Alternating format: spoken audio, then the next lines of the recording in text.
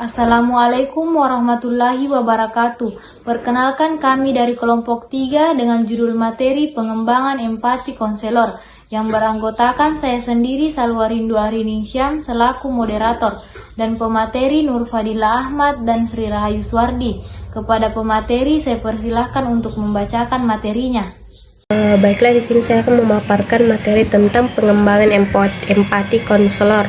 Di mana pengertian empati itu berasal dari bahasa Yunani, yaitu karakteristik ketertarikan fisik, yang mana sebagai kemampuan seseorang untuk mengenali, mempersepsi dan merasakan perasaan orang lain.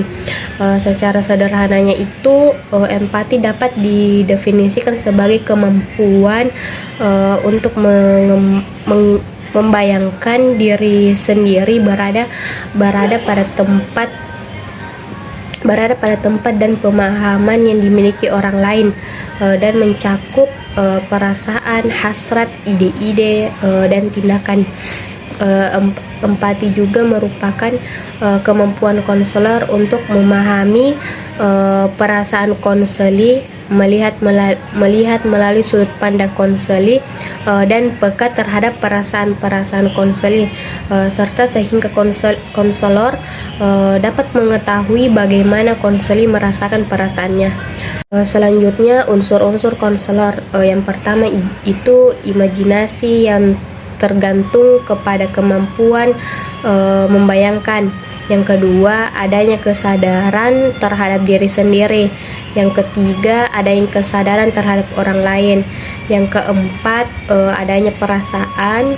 Yang kelima, ketersediaan sebuah kerangka pikir estetis. Yang keenam, ketersediaan sebuah kerangka pikir moral. Selanjutnya itu karakteristik dan esensi empati, di mana menurut Goleman 1997 menyatakan terdapat 3 karakteristik kemampuan seseorang dalam berempati, yaitu mampu menerima sudut pandang orang lain, yang dimana individu mampu membedakan antara yang dikatakan atau dilakukan orang lain dengan reaksi dan penilaian individu itu sendiri. Yang kedua, memiliki kepekaan terhadap perasaan orang lain, yang dimana individu mampu mengidentifikasi perasaan-perasaan orang lain dan peka terhadap hadirnya emosi itu sendiri dalam diri orang lain melalui pesan nonverbal yang ditampakkan. Yang ketiga, kemampuan mendengarkan orang lain, di mana mendengarkan merupakan sebuah keterampilan yang perlu dimiliki untuk mengasah kemampuan empati. Baiklah, selanjutnya yaitu latihan empati konselor.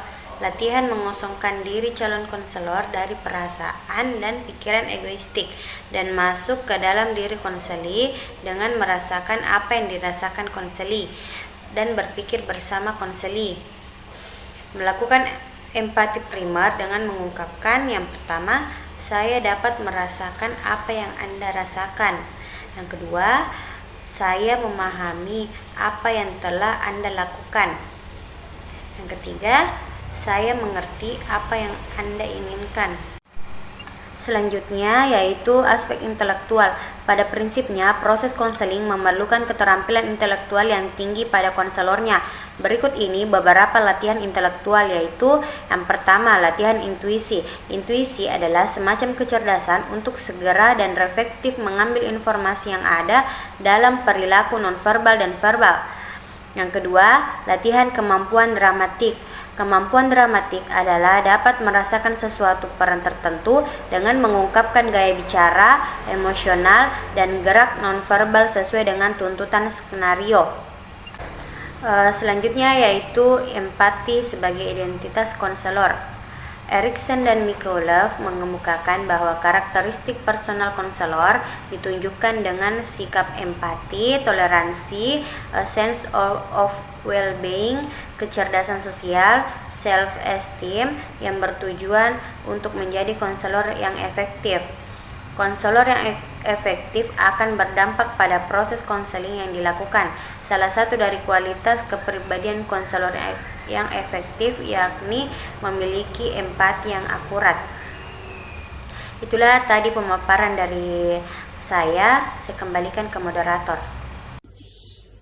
Sekian presentasi dari kelompok kami. Wassalamualaikum warahmatullahi wabarakatuh.